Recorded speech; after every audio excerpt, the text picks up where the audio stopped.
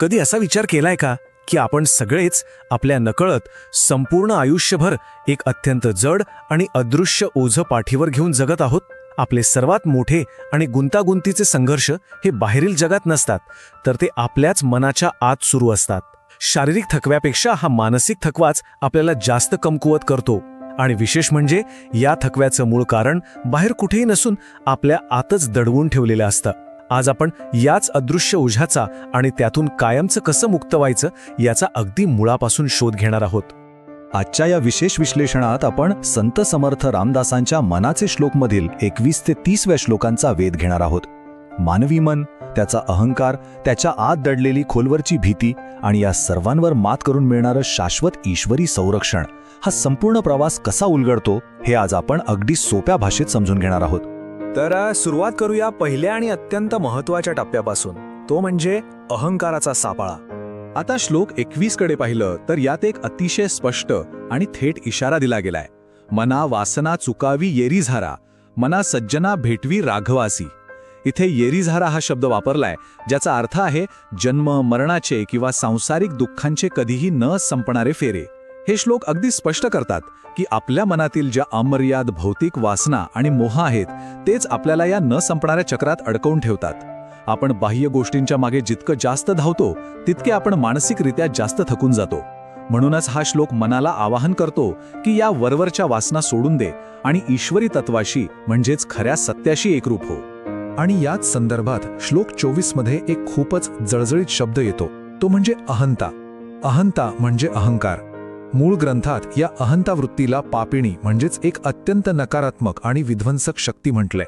बघा, अहंता म्हणजे केवळ साधा अभिमान नाहीये, तर तो मनाच्या अगदी खोलवर रुजलेला एक खोटा अहंकार आहे.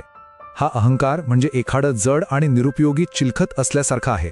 आपल्याला वाटतं आपण ते संरक्षणासाठी घातलंय, पण प्रत्यक्षात तेच आपल्याला आतून गुदमरून टाकत असतं. आणि हे खोटं ओझं वाहण्यातच आपली सगळ्यात जास्त ऊर्जा वाया जाते. मग आता प्रश्न असा पडतो की यातून बाहेर कसं पडायचं? श्लोक 24 याचा अतिशय सोपा आणि थेट मार्ग सुचवतो.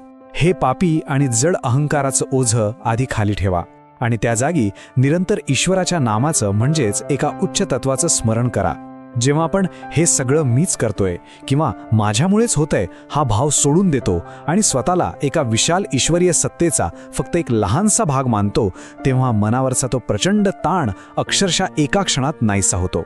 हे केवळ एखादं पारंपरिक कृत्य नाहीये, तर ती मनःशांती मिळवण्याची एक अत्यंत प्रभावी मानसशास्त्रीय पद्धत आहे. आणि इथूनच आपण पुढच्या भागाकडे वळतो, ती म्हणजे ही सांसारिक भीती आणि त्यावर मात करण्याची पद्धत. आता भौतिक देह आणि आध्यात्मिक सत्य यांची तुलना बघितली तर श्लोक 26 एक खूप वास्तववादी चित्र उभं करतो. देहरक्षणाकारणे यत्न केला, परी शेवटी काळ घेऊन गेला. आपण बघा ना, आपलं संपूर्ण आयुष्य, आपली सर्व संपत्ती आणि ऊर्जा फक्त या भौतिक शरीराच्या आणि जगाच्या संरक्षणासाठी पणाला लावतो. पण सत्य काय आहे? हे शरीर नाशिवंत आहे. काळ किंवा मृत्यू ते शेवटी हिरावून घेणारच आहे. याउलट शाश्वत सुरक्षितता ही आध्यात्मिक सत्यात दडलेली आहे.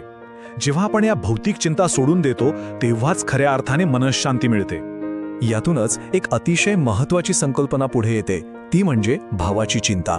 17व्या शतकातील हा शब्द आजच्या आधुनिक काळातील एक्झिस्टन्शियल ड्रेड किंवा नैराश्याशी अगदी तंतोतंत जुळतो.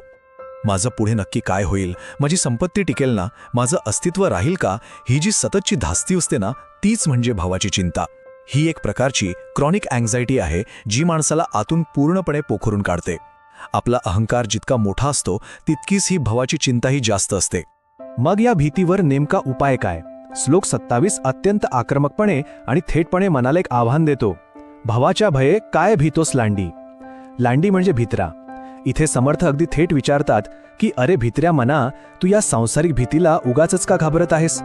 जेव्हा संपूर्ण विश्वाचा तारणहार तो परमेश्वर तुझ्या पाठीशी खंबीरपणे उभा आहे, तेव्हा ही भावाची चिंता बाळगण्याचं काहीच कारण नाहीये.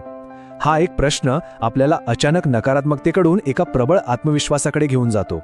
आणि याच आत्मविश्वासातून उलगडतो तो तिसरा आणि सर्वांत आश्वासक भाग, ईश्वरी शाश्वती आणि कधीही न चुकणारा रक्षणकर्ता.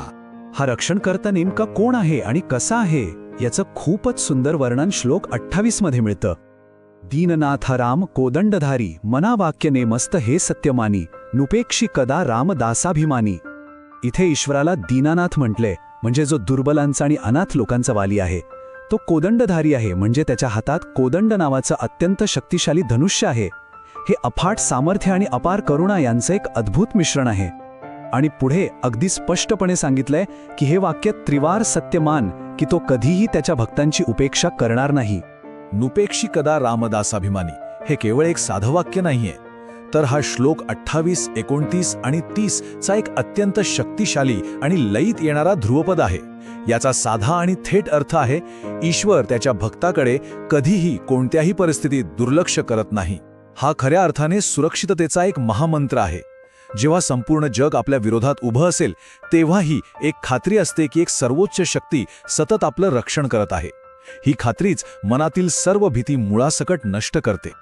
या पुढच्या श्लोकांमध्ये या ईश्वरी संरक्षणाचे विविध पैलू खूप छान मांडले आहेत. पहिलं म्हणजे तो नेहमी दुर्बळ आणि असहाय्य लोकांचे रक्षण करतो, कारण तो दीनानाथ आहे. दुसरं, तो काळाच्या आणि मृत्यूच्या भयानक शक्तींचाही सहज पराभव करू शकतो, म्हणजेच साक्षात काळावरही त्याची सत्ता आहे. तिसरं, तो भक्तांना दिलेलं आपलं वचन, आपलं ब्रीद नेहमी पाळतो. आणि सर्वात महत्त्वाचं म्हणजे तो एक असं अभेद्य कवच प्रदान करतो, जे जगातील कोणतीही भौतिक ताकद कधीही भेदू शकत नाही. हा नुसता दिलासा नाहीये, तर ही एक खात्रीशीर गॅरंटी आहे. या पूर्ण विश्वासाचा सर्वोच्च बिंदू आपल्याला श्लोक 30 मध्ये पाहायला मिळतो. समर्थाची या सेवका वक्रप आहे, असा सर्व भूमंडळी कोण आहे. याचा सरळ अर्थ असा की जो त्या सर्व शक्तिमान ईश्वराचा सेवक आहे, त्याच्याकडे वाकड्या नजरेने पाहण्याची किंवा त्याचं काही वाईट करण्याची हिंमत या संपूर्ण ब्रह्मांडात कोणाचीच नाहीये. हा विचार मनात किती प्रचंड आत्मविश्वास आणि निर्भयता निर्माण करतो याची केवळ कल्पना करा. जेव्हा आपण आपला तो खोटा अहंकार सोडून त्या समर्थ शक्तीचं सेवक होतो, तेव्हा आपण खऱ्या अर्थाने अजिंक्य होतो. तर या सगळ्याचा एकत्रित अर्थ काय? खऱ्या आणि शाश्वत सुरक्षितेचा हा मार्ग 3 सोप्या टप्प्यांत सांगता येईल. पहिली पायरी अहंकाराचं, म्हणजेच अहंता नावाचं ते जड आणि निरुपयोगी चिलकट फेकून द्या. दुसरी पायरी भौतिक जगाची आणि अस्तित्वाची जी सतत भावाची चिंता वाटते, तिचा फास सैल करा, तिला सोडून द्या. आणि तिसरी आणि अंतिम पायरी त्या ईश्वराच्या दासाभिमानी प्रभूच्या अभेद्य कवचाला पूर्णपणे शरण जा. हा केवळ एक आध्यात्मिक प्रवास नाहीये, तर आंतरिक संघर्षातून बाहेर पडून मानसिक शांती मिळवण्याचा हा एक अत्यंत तार्किक आणि सुस्पष्ट मार्ग आहे. आता आपण या विश्लेषणाच्या अगदी शेवटी आलो आहोत.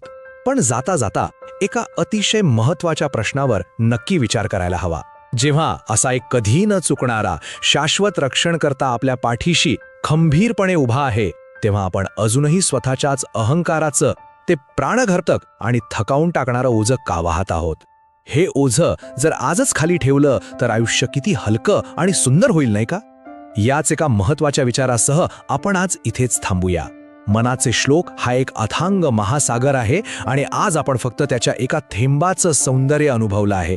या सखोल विचारांवर नक्की मनन करा.